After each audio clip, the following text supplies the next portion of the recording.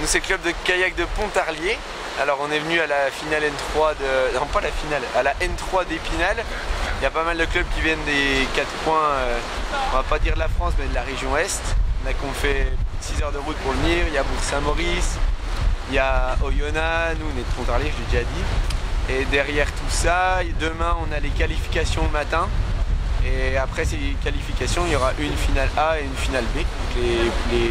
Ils coupent le groupe en deux, les premiers vont en finale A et les autres vont en finale B. Et on a Charlie.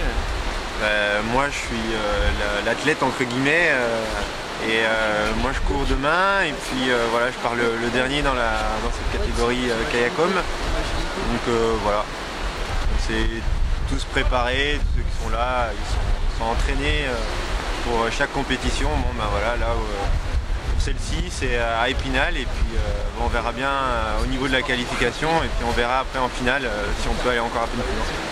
Comment vous trouvez le parcours? Est-ce que vous l'avez testé un petit peu? Alors on a navigué, ils ont navigué dessus cet après-midi. Là pour l'instant il n'est pas encore mis en place, mais on a travaillé les figures qui vont sortir, qui vont être en place. Donc on sait à peu près à quelle position seront les portes. On les a devinés un petit peu, on a bien deviné, donc on a déjà travaillé les mouvements qui seront sur le parcours demain. Donc les jeunes sont prêts et le reste est dans la tête. Alors qui sont les meilleurs espoirs là au sein de votre club de Pontarlier? Il est juste, là il y en a un qui est à ma gauche là, à ma droite pour vous. Et il y a des espoirs montants chez les jeunes là, qui sont en train d'arriver pas mal en catégorie hommes et femmes et en canoë ou en kayak. Quel est l'objectif ce week-end? C'est d'être devant. Voilà, là clairement ce week-end ça va être le podium. Qu'est-ce qu'il reste à travailler là pour... Il reste à travailler la concentration, parce qu'il y a beaucoup de choses qui se font dans la tête dans le domaine du kayak. Oui, c'est dans les bras sur la fin d'un parcours comme celui-ci qui est pas mal long, mais il y a énormément de concentration et il faut garder la tête sur les épaules et rester humble jusqu'au bout pour pouvoir être devant et pouvoir se faire plaisir avant tout.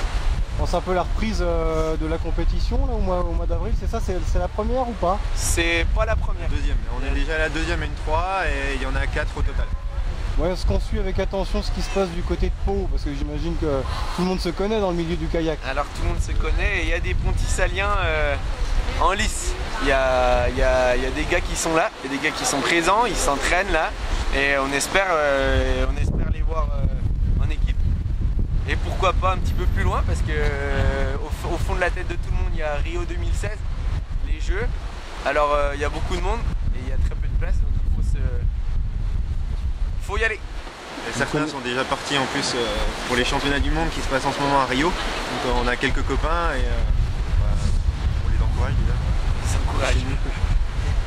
Vous connaissez bien Mathieu Biazizo, Gauthier Claus, Mathieu Péché, de nom forcément? On les connaît, le monde du kayak c'est un petit monde, donc dès qu'il y a des courses nationales comme les championnats de France ou des courses comme celle-ci, on se croise sur les bassins, on mange ensemble, on rigole ensemble, on va se rafraîchir ensemble et du coup oui, ça crée une cohésion et ça crée un monde assez sympa où tout le monde se connaît et tout le monde sympathise et c'est assez sympa. Ouais. Bon, pour conclure, la météo est mitigée aujourd'hui. Demain, comment ça s'annonce? Demain, je crois que ça va être pas mal. Le plus embêtant, c'est le vent en kayak, ça fait bouger les portes. Et du coup, ça crée des possibilités de touche. Et c'est pas bien de toucher.